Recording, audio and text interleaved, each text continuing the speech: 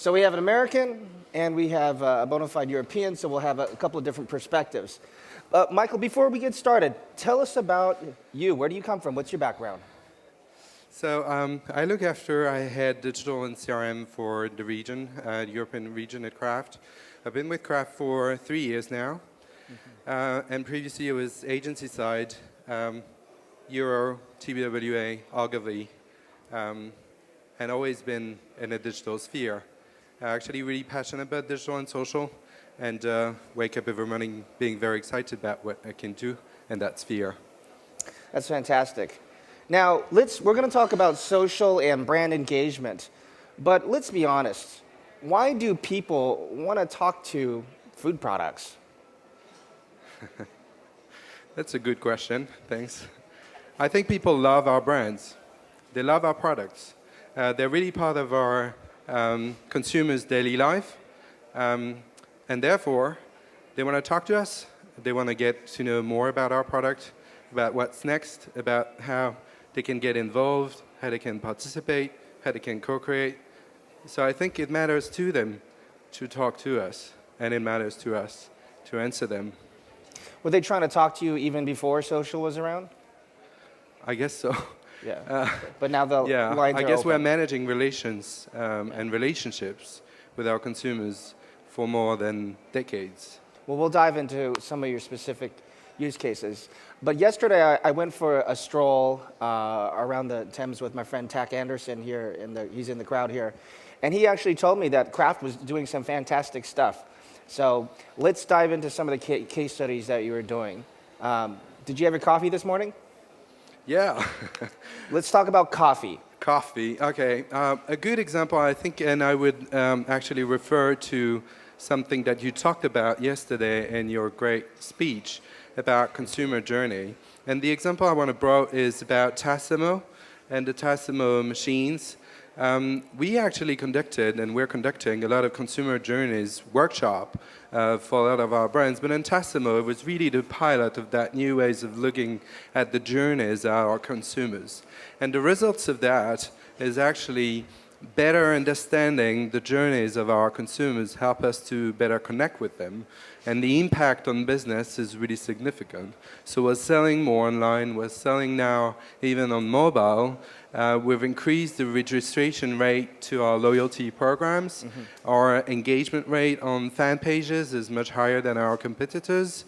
And last but not least, we've managed to create those communities, and those communities are actually bridging the online world and the offline world. I mean, those guys, they meet in real life, they get together, they're fans of Tassimo, and they help us to create the product of the future. So let's break down some of the tools that you use for the Tassimo effort. So I heard marketing, I heard loyalty programs, any customer support involved? Yeah, we do have a lot of, as I was saying, we manage a relationship with our consumers. So in regards to social in particular, we listen to them. We have social media monitoring system and listening systems. Can you share which type of tools you actually use? We use various different tools, but in particular in Europe we use Brandwatch. Brandwatch. Okay. With the help of Ipsos. And again, you know, to that point, it's not only about the tools, and I want to make very clear that, you know, tools are great, but it's also about the intelligence and the support you have in understanding what the tools are bringing. And that requires, you know, intelligence and also some resources and people that can take those insights and transform them into tangible new news or tangible new services or products. And that's very important. So when it comes to relationships with your customers or customer support, Jan kicked off the day and showed, you know, response rates and how fast companies respond. Do you guys have a certain amount of time you take to respond to customers? How do you set up your program in that way? Well, we have process and protocols and people looking after what our consumers are saying about our brands. So we're trying to be as quick as possible in answering their requests with the relevant answers and through the relevant process. Just for the European market, though? Well, I think it's true. You know, it's true overall. that we're managing those relationships and take a lot of care in understanding what our consumers are willing to know about our brands. Good. Well, let's talk about another case example. You had some other pieces around Trident. Can we talk about that? Yeah, I think another fantastic way to use social is to actually reconnect with people or audiences that have forgot about us a little bit. The example on Trident, it was really the objective of reconnecting with teens. And by offering relevant conversations with them, we were able to reconnect with them and have a very successful launch of our latest product across many European markets last year and achieve #1 position on that specific product that were called Mega Mystery Gum. Mega Mystery really Gum? that reconnection. Mega Mystery Gum? Mega Mystery Gum. I want to know what the mystery is. Well, you might know. It would be great that you guess and participate in the online guessing of what's their secret so it's a flavor. game. It's a secret flavor It's game. a secret flavor. I see. It's a mystery. Does anybody know what the flavor is? There are some Kraft folks in the crowd, so don't reveal the secret, guys. So what do teens want to talk about when it comes to this mega mystery flavor? How do you talk to them? What do you talk about? Well, the idea is that rather than entering the conversation specifically on the product, we actually played on the concept of mystery and created a mystery band, and where we partnered with Universal, the music label, in creating a mystery music band, on which we actually connected with the audience. And then by trying to find out the mystery on that band, connected to our product and created that community around music. Got it. So I have a question. A lot of brands are struggling with this, and I'd love to hear your perspective. Brands are struggling with, should they respond to customers that are complaining about products, and what does that teach customers if you respond to them if they have support woes? For example, if we saw one customer that was angry and was tweeting constantly about how much he hated a product, and a brand responds or maybe gives that person a free product or fixes it, that teaches them to complain about products, to get stuff. What is your stance when you see that? How far do you go when customers are complaining? Oh, like I said, it's very important to manage the relationship. So first of all, it's very important to hear people, to listen to them, and to understand what are their complaints. And then it's on a one-to-one basis. So there's no one-size-fits-all. It's not like everybody's complaining, we get free products. It's actually hearing the people, understanding their concerns, and answering it through the correct means. That's great. So let's go on to your other case study. This one's around chocolate, right? There's one around, I think there's something that is very interesting is also, we look at the journeys of our consumers, but we look also at the media consumption of our consumers. And one great example is coming from Carte Noire, which is another coffee brand in France, where we conducted a research committed with Mindshare and Google, where we actually saw that leveraging social and digital was helping us to have extended reach on our TV campaign. So using YouTube and the video platform was allowing us to get that extension of reach, to have a positive impact on sales, and as well has some new people being recruited. And for a brand like Carte Noire, which is a very, very high awareness and very high penetration, it's not easy to get new people recruited. And through digital and social, we were able to do that. So it's really proving that digital and social is for us a way to gain additional recruitment, efficiency, and scale. It's just been a few years since social wasn't treated as a separate entity, and now you're starting to integrate. How do you go about the planning process to integrate social? Does social come first? Second? What is first? Web? Print? How do you put this in your strategy?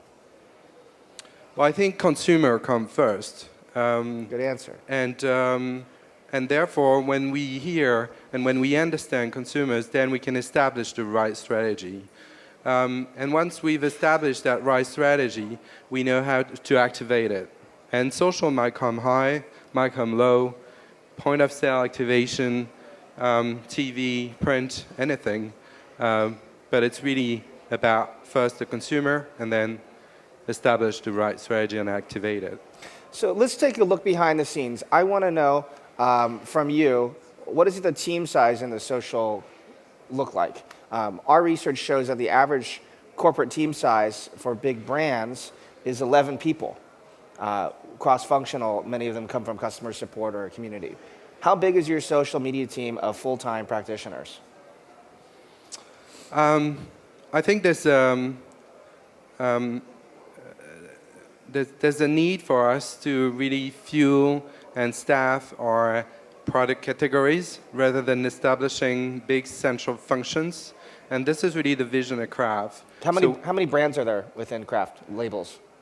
A lot. Hundreds. Yeah, hundreds. But we do have 15 priority brands in Europe and 5 big categories of product. So it's more important to look at, I think, transforming categories from the inside and recruiting those people inside categories rather than building a big army of a central function of experts. So this is really what we're trying to do, to establish a network, a grid of people that can help our categories to grow in that area.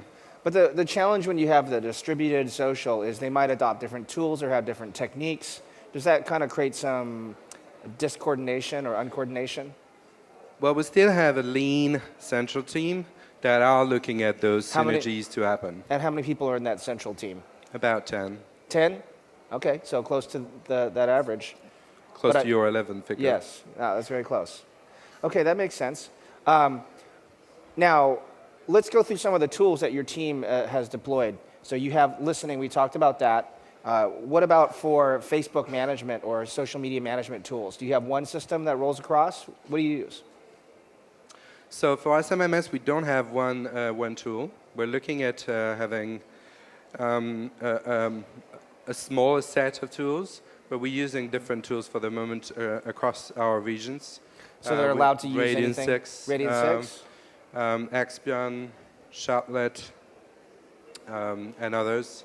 But we're looking into trying to minimize the number of tools that we have. Right. There's that possibility where it could be very fragmented. Yeah. So let's talk about how you maintain coordination within all the different brands. Do you have an education program? How does it work? We do.